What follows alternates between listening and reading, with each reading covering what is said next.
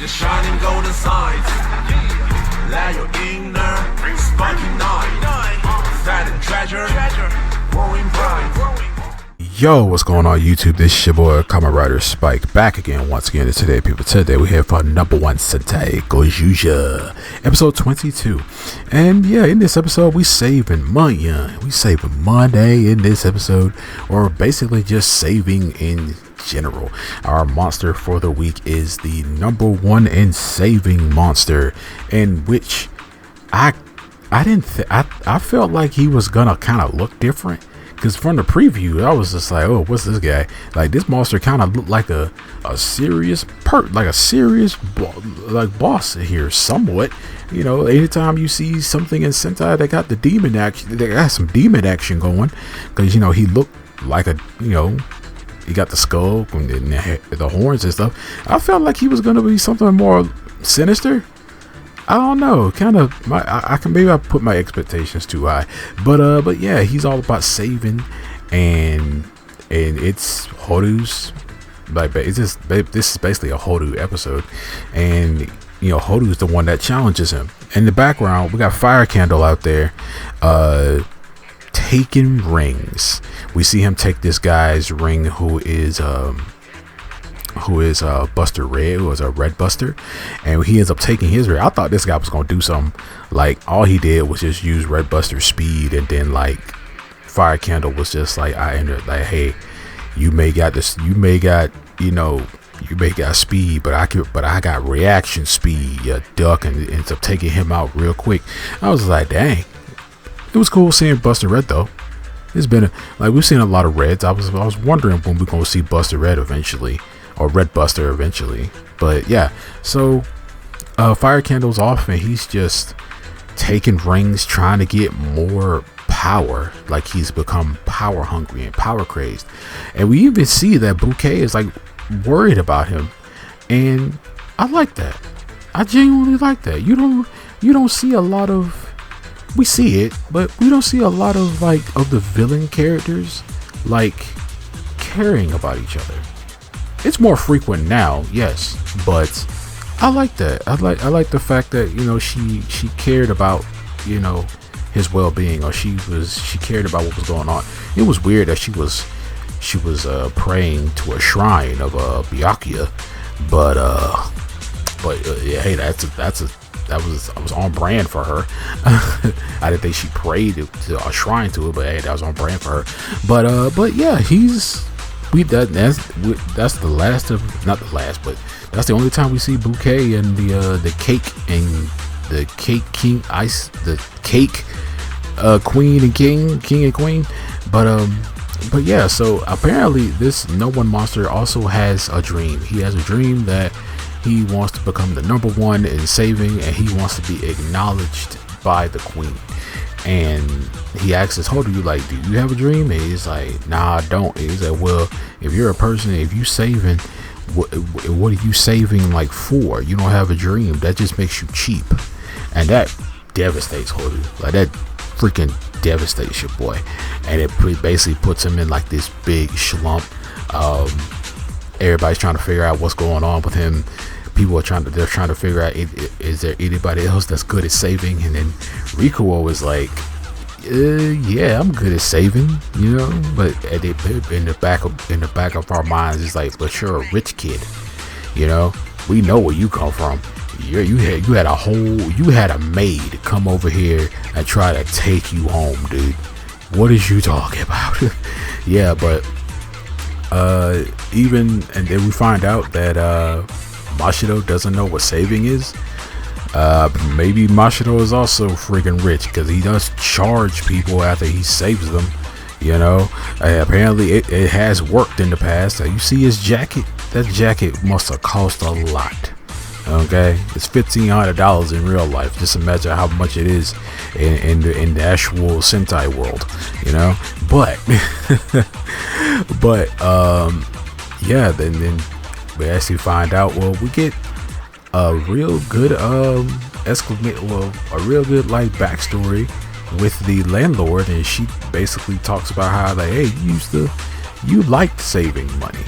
Like, yeah, you're not cheap. You like saving money. You like getting your money's worth of things.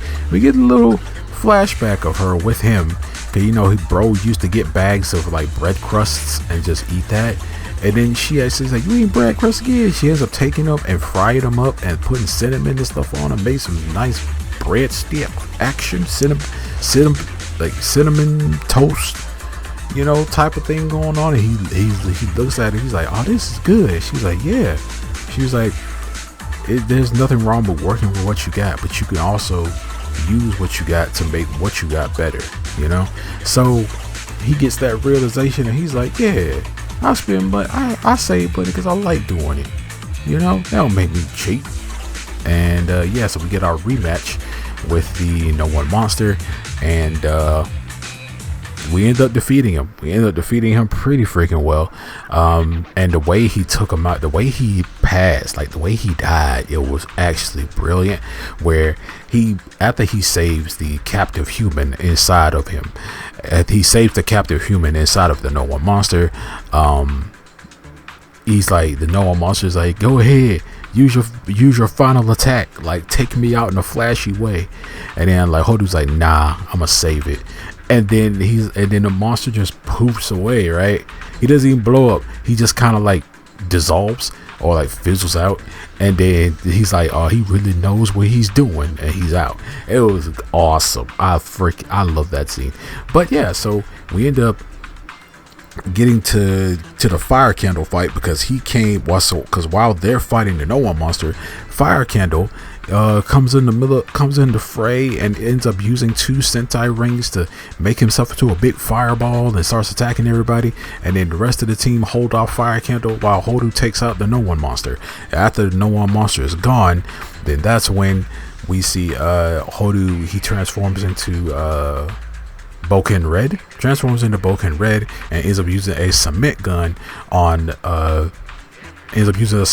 Fire Candle. And Fire Candle gets pissed off, and he's like, why can't I beat you? I need more power. I don't care who gives it to me. I need power.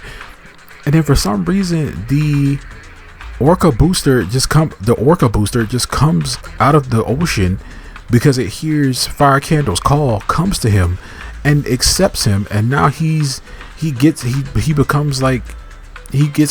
power up. His ring changes, and he becomes Shin-King. He's still Shin-King Red, but it's I didn't watch Shin-King Red, but I watched Power Rangers Samurai.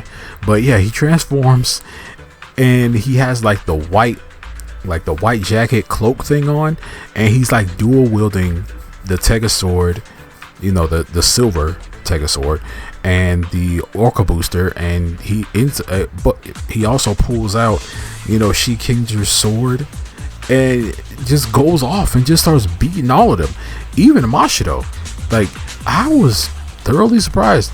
But with all the stuff that Fire Candle's been doing, of course he's gonna get the upper hand eventually, But yeah, also we got a whole second plot going on with Byakuya and this guy, the gray-eyed man whose name is Rai. And apparently him and Rai got history. And apparently Rai has like this big scar on his arm, and we get like a brief little flashback of Rai getting hurt, and Byakuya's there holding him, and he also has to take like pills and stuff like that. And I'm like, what happened with you and Rai to the point where y'all getting into trouble like this? And he gets Byakuya to do him like a favor. He says, hey, hanging out with you got me this scar and set me down the wrong path, so why don't you try and save me? And Byakuya, I'm like, Byakuya, why are you helping this guy? Like, was this guy your best friend? Is he like a old best friend or something like that? Is he a brother? Like, what's going on? And even Byakuya is trying to get him to give Ulto back. This guy's got to kidnap Ulto. But yeah, but we don't know why he kidnapped Ulto. Like, and then the whole him kidnapping Ulto thing was brushed past. Like, come on, there's a girl who has been kidnapped, and y'all ain't. That should be the main thing you're talking about with him. But yeah, so he gets Byakuya to do a favor for him, And then while in the midst of everybody fighting Fire Candle, Byakuya shows up and just starts shooting at everybody. Everybody turns around like, what are you doing? And he's like, everybody, I'm so sorry. And he starts shooting at them again, and then that's it. The episode ends there.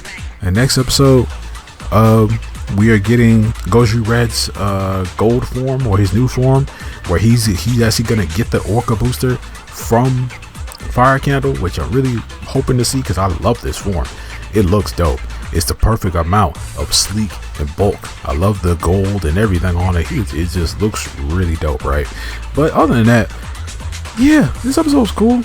I like how we got to all the really like climactic stuff at the end. Had a good amount of it, and this whole thing with Byakuya and Rai and all this other good jazz. But other than that, you guys let me know down in the comment section below what you guys think about this episode, man. What you guys think? If you made it this far in the video, thank you so much. I greatly do appreciate it.